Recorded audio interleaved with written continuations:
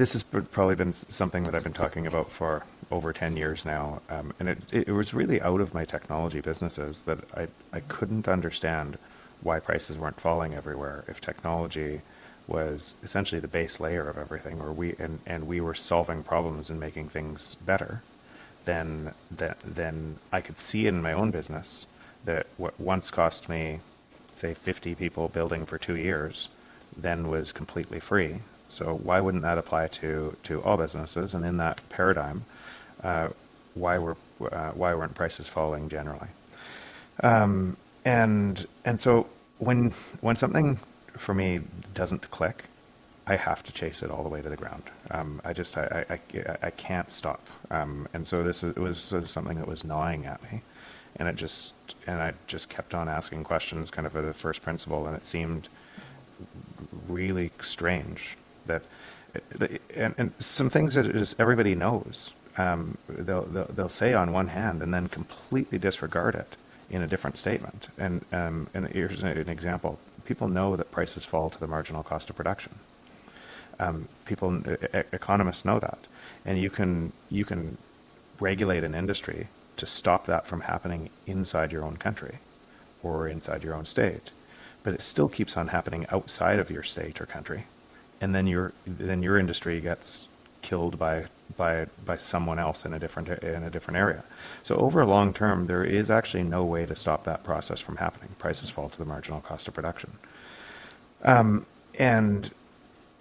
and people can say that, right? And understand that, and we can go into why that's true. But they can understand that at a rational level, and then simultaneously say we need inflation for a productive economy, and it's ludicrous. They're totally two different forces, and so I find it fascinating how we can delude ourselves, and concurrently believe two complete opposite statements can be true at the same time.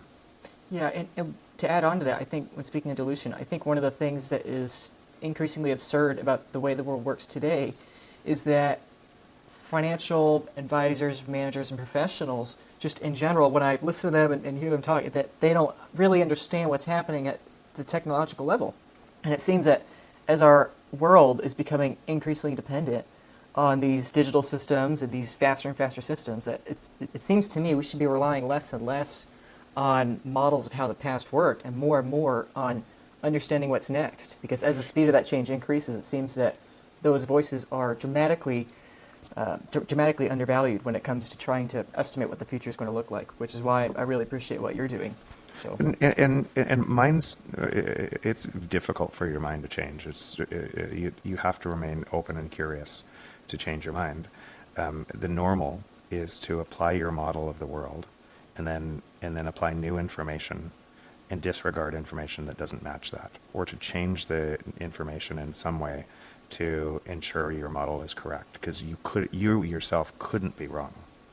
So you constantly are looking for, and that's just the way I would say most people look at the world, and similar reason why the car changed, or we rode horses for thousands of years, and the automobile changed that. It's why most times people can't see a new technology, how it could radically offer them something different, because they try to attach that to their existing model. Yeah, so of course, Bitcoin is a major topic I want to speak about, but before we get into that, and before after that we get into, I'd love to hear your thoughts on societal implications, all that, and I have a few questions for you that I don't know if you've answered before, maybe you have, but before we get to that, I'd love to address what you just said about the current paradigms that we're in right now. So there was a quote that I heard you say recently about the current paradigm we're in, because I think that when we're in a certain technological stage, we don't really realize that we're in it, because that's just what we're used to. And so something you said about the world we are in today is that we are currently in a paradigm that nobody wants to question because it points guilt at us, and the emergent complex nature of behavior in society is based upon theft directly. And so most people, they hear that, and if they haven't heard it before, or they haven't tried to figure out what that means, that sounds really offensive to them, and it sounds extremely difficult for them to understand. So could you explain fundamentally why the current paradigm inherently has that form of theft at the base layer of society for those? Yeah, so let's start with it where I started before. Prices fall to the marginal cost of production. So what we do as a species, or we are constantly looking for ways to save our time and find ways to create better and better ways to remove errors, right? And the output of all of that work throughout society is a deflationary force, because if it wasn't, we probably wouldn't use it, right? On the other side of we're on one side we're the seller, and on the other side, on the same side, we're the buyer. There's not two different people.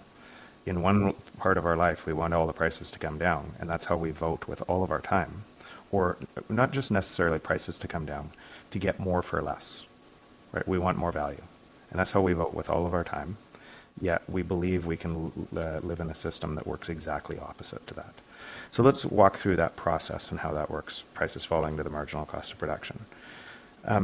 When you use a calculator app today, the calculator app is not free because of advertising. The calculator app is free because there's 50 or so calculator apps on the App Store, and entrepreneurs have chased the price down to 1 penny and less, and now free, until it falls to free. And while there's 1 penny or 2 pennies or 3 pennies, another entrepreneur in another part of the world will take their time and try to create the next efficiency and try to make that better. But once they drop to free, nobody can create that efficiency anymore, and it just becomes free, and those entrepreneurs move off to the next thing. And and that's just the way that competitive force of a market is constantly trying to attack things where there's an economic value in service to you to make the price, in service to them to try to create value by delivering you value. And it's all over. That's why all your photos are free today. That's why this Riverside app is free that we're using right now to tape. And now instead of hundreds of people seeing a message, millions of people can see a message. And by the way, I'm talking right now, artificial intelligence, where that goes and how many messages you're going to be bombarded in, because it's free to do so. And it'll change your mind based on a centralized control, has dramatic implications that people haven't thought through yet. We'll go into that later. But because that price constantly tries to reduce, that force tries to reduce its price, well, there's economic value, prices fall. Now, that means that just use photos or calculator app and all of the other things on your phone, and the things like this Riverside app, where do those show up in GDP? The point is they don't. The point is they're net negative GDP because prices fall to zero, or prices fall to almost zero or zero, and they don't show up in GDP. So as if you're measuring your economy by GDP to pay back $400 trillion of debt that is already insolvent, and if prices fall, then the real cost of the debt explodes. It's harder to pay back.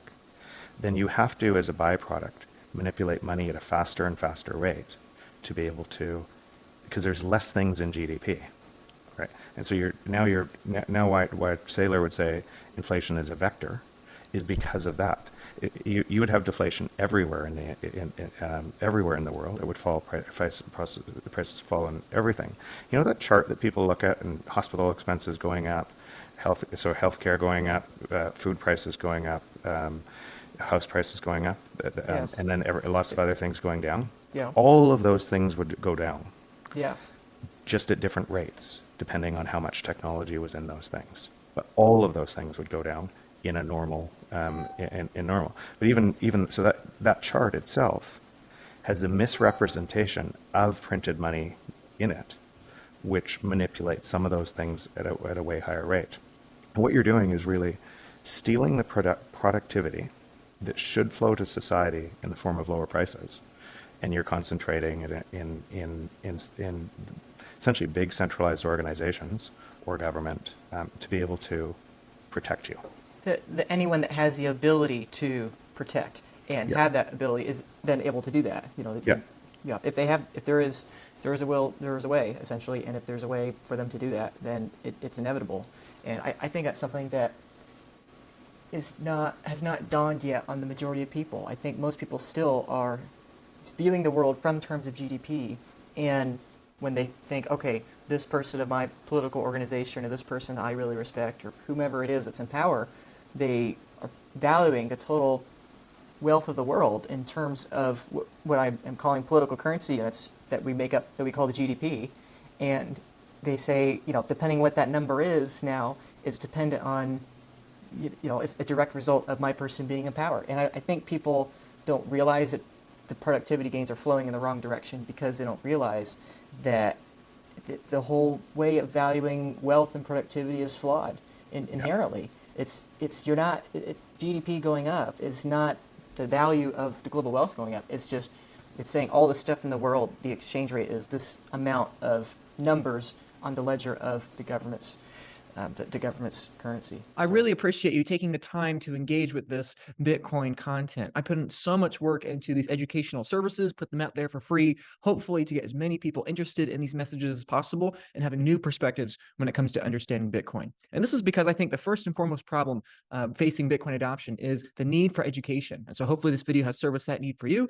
And secondly, it's the need for self-custody. Self-custodying your Bitcoin is extremely important, and I highly encourage you to do it as soon as possible, because as Bitcoin increases in adoption, increases in speed, and increases in demand, not just from people, but from high net worth individuals, companies, corporations, and organizations. In all these cases, the demand for self-custody solutions is only going to exponentially increase. And so wherever you are in your Bitcoin journey, if you are buying Bitcoin, if you are trying to understand Bitcoin better, I highly encourage that after the education, you quickly get into that self-custody route. It's very intimidating for people. It's very hard for people to understand where to go. And that's why not only do I put out this free content out there for you to enjoy, but I also do everything I can to accelerate that self-custody adoption. So I do work at the Bitcoin Advisor. If you have an interest in a collaborative custody multi-sig solution, an estate plan, not just for you, but for your family, for your kids, your loved ones, your business, your church, your organization, whatever it is, if you're looking to have an understanding of self-custody, the trade-offs of single sig, of multi-sig, collaborative custody, fully self-sovereign custody, whatever the case, I'm happy to help. Our primary goal, my primary goal, is to help you have a secure transition of your Bitcoin off exchanges into your own hands. Okay, I'm here to simplify the process, address your challenges and your questions, and ensure you feel confident every step of the way. So you can find me at thebitcoinadvisor.com/Broyles. You can book a free consultation with me there. You can book a free meeting with there. I'm happy to answer any questions you have. And I care far less about if you hire me or not. I care far more about education, which is why we give out dozens of pages of free content for you to enjoy and consume and learn about Bitcoin self-custody, so that you can have generational wealth for you and your future generations without losing sleep. So if you like some of that free documents and free education about Bitcoin, I'm happy to share that with you. Again, just go to the Bitcoin Advisor, Luke Broyles. You can find my booking for meeting a consultation with me. So thank you again for enjoying this Bitcoin educational content. And secondly, whether you use me or not, whether you do single sig, multi-sig, whatever the case, please start taking self-custody, start getting your Bitcoins off exchanges as soon as possible. Link in the description. Thanks.